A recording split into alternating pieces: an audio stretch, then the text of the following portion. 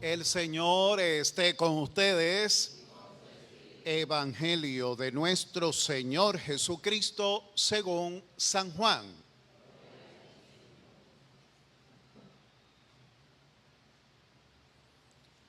En aquel tiempo vio Juan el Bautista a Jesús que venía hacia él y exclamó: Este es el Cordero de Dios, el que quita el pecado del mundo.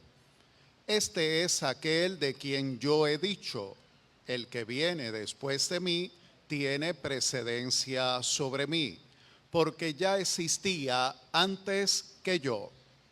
Yo no lo conocía, pero he venido a bautizar con agua para que él sea dado a conocer a Israel.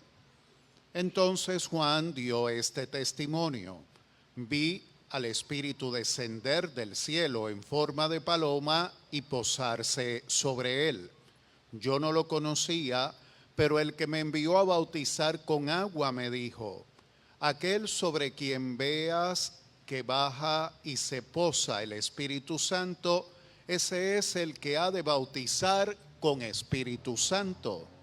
Pues bien, yo lo vi y doy testimonio de que este es el Hijo de Dios.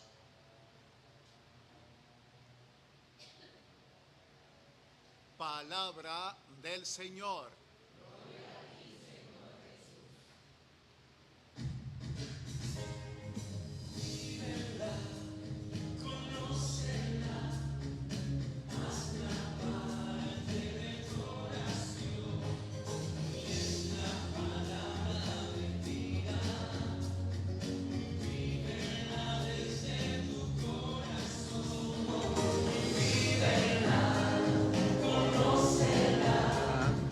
Haz la parte de tu oración. Es la palabra de vida. Vívela desde tu corazón. Tengan la bondad de sentarse. Y de este modo tengamos un breve espacio de silencio para permitir que la palabra proclamada alimente nuestros corazones.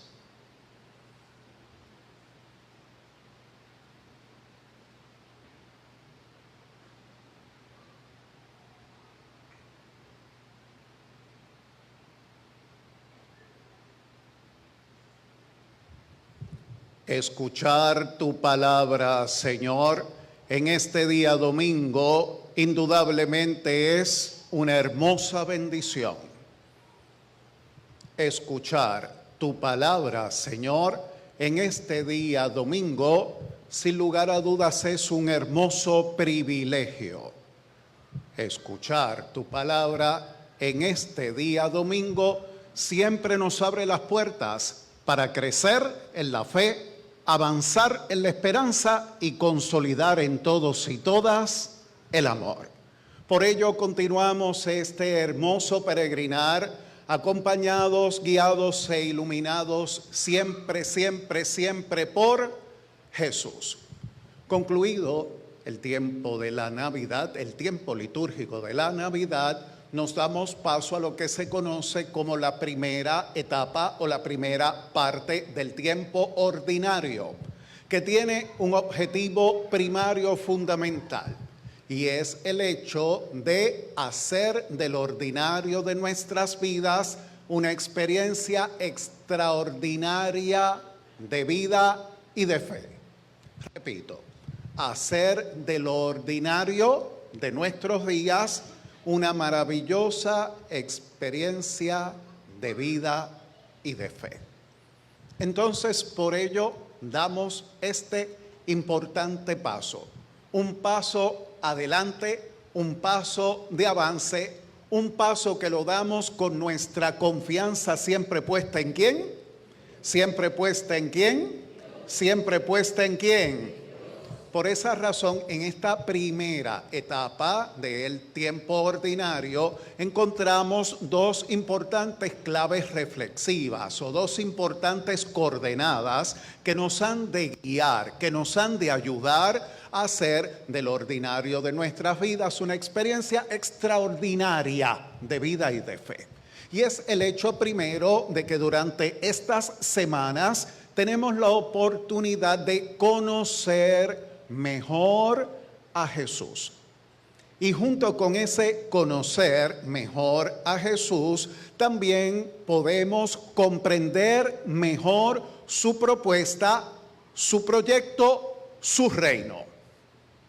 Junto con eso, obviamente, está el hecho de que tenemos la oportunidad, por tanto, de nosotros como discípulos amar más profundamente a Jesús para así hacer de su proyecto mi proyecto. Entonces, por esa razón, la palabra proclamada abre ante nosotros un mundo de posibilidades. Fijemos particularmente la mirada en la palabra evangélica proclamada, que está situada en el capítulo primero ¿de cuál evangelio? Del Evangelio según San Juan. Aquí, inmediatamente, luego del prólogo, el evangelista Juan nos presenta esta importante escena. En el tiempo de Navidad tuvimos la oportunidad de contemplar, de reflexionar, de examinar el prólogo del Evangelio de Juan. Ahora bien, aquí se nos presentan unos elementos de suma importancia para que, como hemos señalado, podamos conocer mejor a Jesús, conocer su propuesta, amarlo más profundamente y, lógicamente, hacer de su proyecto mi proyecto. ¿Qué es lo que sucede ahí? Una cosa interesantísima. Una vez más se pone ante nuestra consideración ese personaje tan impresionante que se llama ¿cómo? Juan el Bautista. Interesante. Juan el Bautista ve venir ¿a quién? A Jesús. Y el Bautista lo identifica. Más adelante, en los versículos que hemos escuchado, también señala el Bautista que él da testimonio de él, que señala que él lo ha precedido, que Jesús lo ha precedido a él, y que él da testimonio de que sobre él se posó el Espíritu Santo, y la voz de Dios también lo identifica. Aquí tenemos una primera clave importante a considerar: identificar a Jesús, la identidad de Jesús. Ahora bien, ¿cómo es que lo identifica? ¿Cómo define su identidad? El Bautista señala que ahí viene el ¿qué? El Cordero de Dios que quita el pecado del mundo. Ese modo de identificarlo no era novel, no era nuevo. O sea, que aquellas personas que lo escucharon, la mente enseguida le corrió por dos razones fundamentales. Primero, la imagen del Cordero de Dios, evoca elementos importantes de la historia del pueblo de Israel, elementos que tienen como característica fundamental la liberación, el crecimiento, la madurez. Un capítulo importante de la historia de la salvación. Y también, junto con ello, la imagen del Cordero era una imagen sumamente cotidiana y conocida por ellos, porque era un animal propio de su escenario familiar, comunitario, social. Y ellos los conocían muy bien. Entonces, hay una serie de características que distinguen a este animal, dícese Cordero, que obviamente a ellos los pone a pensar. Una manera concreta ¿de qué? De identificar, de revelar, de manifestar la identidad de Jesús. Ahora bien, ¿cuál es esa identidad?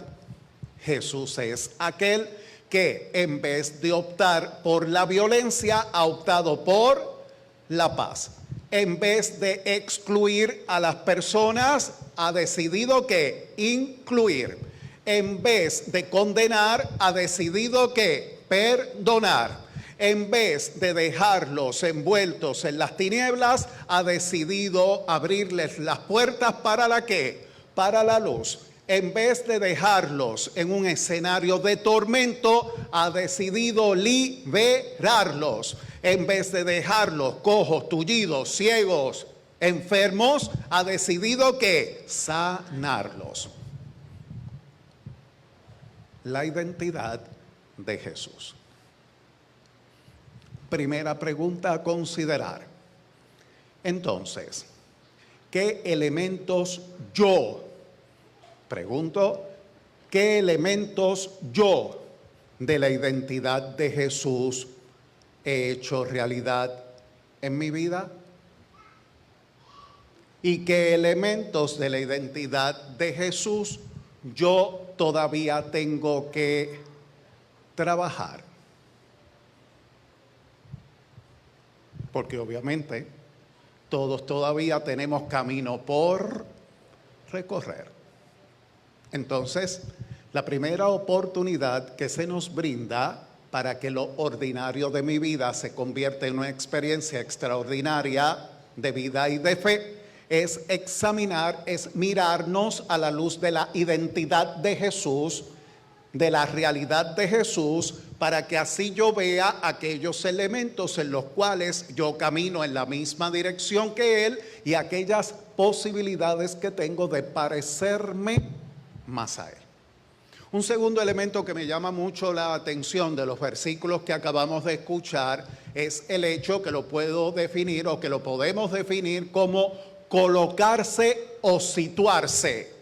Saberse colocar o saberse situar. Y ahí la figura del Bautista nos brinda un ejemplo sumamente interesante. ¿Por qué? Ahí nos damos cuenta cómo el Bautista, sin problema ninguno, identifica a Jesús como el ¿qué? Otra vez, como el Cordero de Dios que quita el pecado del mundo. Él lo ha precedido y simplemente Él está llamado para darlo a conocer. No se puso en el primer lugar, no se hizo el mártir, no se puso de protagonista, sino que Él se puso o se supo ¿qué? Se supo colocar o se supo situar en el lugar que le corresponde. Pregunto, ¿eso menoscabó su gestión? No, sino todo lo contrario. El hecho de que Él se supiese colocar o Él se supiese situar en el lugar que le corresponde dentro del gran proyecto de Dios, lo que ha tenido como resultado es que su figura, en vez de irse para abajo, para el piso, lo que hizo fue que emerger. Y por eso nosotros lo vemos como un gran ejemplo. Entonces, interesantemente, se nos brinda esta segunda coordenada, y es el hecho de que nosotros, es importante y es necesario, dentro del gran proyecto de Dios y de la encomienda que Dios me ha encomendado, del escenario donde Dios me ha colocado, yo me sepa situar. Yo me sepa colocar en el lugar que me corresponde, porque en el lugar que me corresponde tengo misión. En el lugar que me corresponde tengo una importante tarea. En el lugar que me corresponde tengo espacio para que mi vida se desarrolle en plenitud y que lo ordinario se convierta en extraordinario. Pongamos un ejemplo, el entorno familiar o conyugal. Un ejemplo básico. Si yo sé situarme en el lugar que me corresponde dentro del escenario familiar, a propósito de que estamos celebrando el año de la familia, si yo estoy consciente de la importante misión que yo tengo dentro de mi escenario familiar y yo sé colocarme o situarme en el lugar que me corresponde, el fruto de eso, ¿cuál va a ser? Va a ser una bendición. Y lo ordinario de mi vida, botar la basura, lavar los carros, limpiar los patios, lavar la ropa, fregar, ayudar, planchar, barrer, limpiar, pasar el mapa. No sigan, por favor. Sí. Claro, eso es así. Pero si esos elementos, lejos de ser un simple rol que se hace para salir del medio o avanzar a salir de la cosa, y le damos un toque mucho más allá, se convierten en una extraordinaria experiencia de comunión familiar. Cosas tan simples como esa. Y eso mismo lo podemos aplicar a nuestros entornos profesionales, a nuestra vida comunitaria, a los diversos espacios en los cuales nosotros nos desenvolvemos. Es importante sabernos situar, porque cada uno desde el lugar que nos corresponde tiene una gran misión que ha recibido ¿de quién? Que ha recibido de Dios. Así que obviamente que estos dos elementos, ya ven cómo empezamos este tiempo ordinario, intenso, que estos dos elementos que la palabra nos trae ante nuestra consideración puedan convertirse en una puerta que se abre, en un hermoso capítulo en el cual nos adentramos y que de ahí broten las bendiciones de lo alto que haga que nuestra vida pueda ser un elocuente testimonio de Jesucristo. Que así nos ayude Dios. Que el Señor nos bendiga.